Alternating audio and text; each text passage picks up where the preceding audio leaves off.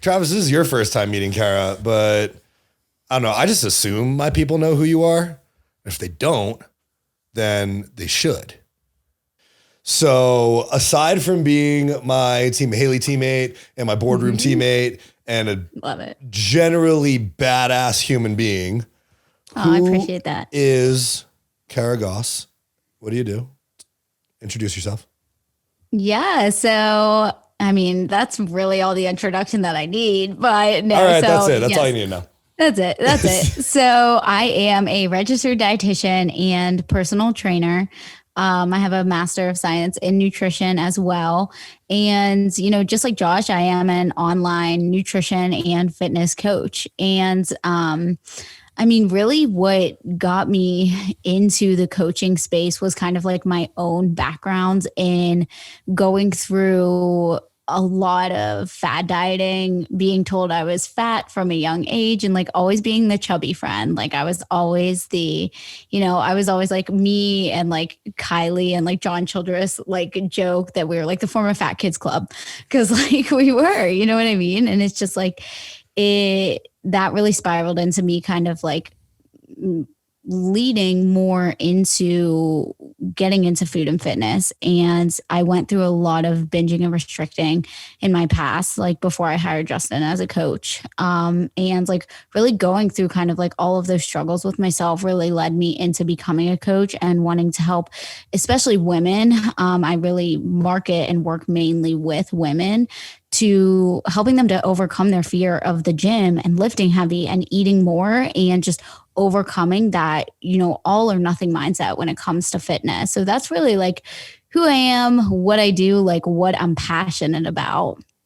I love it. And I love that you are an RD who also understands the importance of things like protein consumption and how that affects your physique goals. And it's not just, you're not just health focused. Like you know how to build some muscle and shit. Yes, absolutely. And I feel like that's something that's difficult to find. Like, I can't even tell you. It's like, I feel like it's really difficult because honestly, and this is not talking shit on anyone or any dietitians because like we all kind of have our own stance on things, but I think it's really hard to find a lot of dietitians who are not very like modest in their approach to things, like how the way that we're taught in school and the things that we're taught.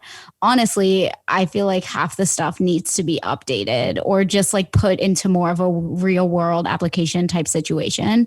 But you know, even like in terms of the protein intake and stuff, like there's still RDs out there who are like, you only need 0.8 grams per kilogram. Like that's it. And I'm like, bro, dude, no. Honestly, that's what most people probably eat.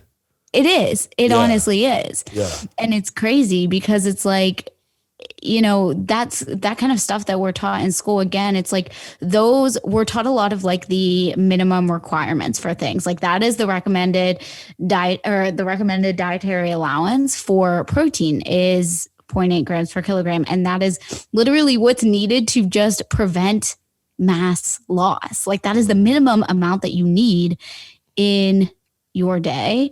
And it's just like people don't understand that in terms of like building muscle and different things like that, that you need so much more than that to actually put on mass and focus on, you know, actually building that lean body mass that you want.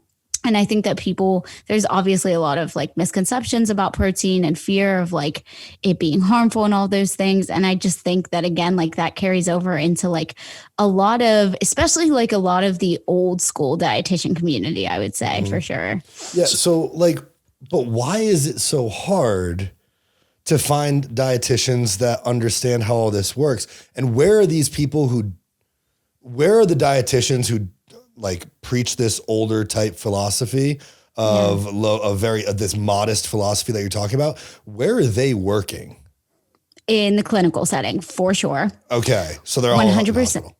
Yep. I literally remember. So, oh my God, I literally remember like being in my clinical rotation because like in my dietetic internship, you have to have a certain amount of supervised practice hours and you go through different rotations. You go through like food service, sports nutrition, community, clinical, but clinical was a really big part of my training. And don't get me wrong, like the dietitians I worked with were smart as fuck. Like I worked with a big team of dietitians because I worked in a pretty big hospital, and I worked with 7 different dietitians who all had their own specialty, which was really cool.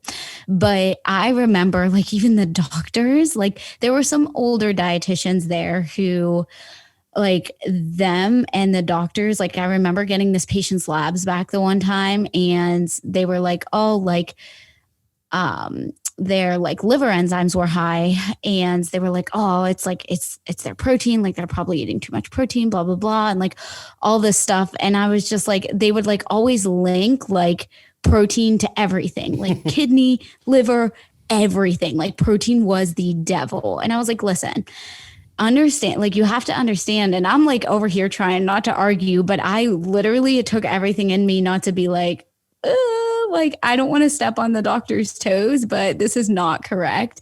But I think a lot of people get nervous about protein intake and like kidney function and different things like that, because, if somebody is in like renal failure, or they actually have chronic kidney disease or whatever, like their kidney is not going to be able to, like eliminate that waste and like metabolize protein as it normally would. But if you're somebody with normal kidney function, there is literally piles of research out there to show that kidney intake, protein intake, and a high protein intake at that is not something to be nervous about, or is not something to really worry about with that. And I think that, people just get so caught up in like, oh, a high protein diet long-term is really bad for you. There is no like evidence out there, like definite evidence saying, yes, this is bad long-term.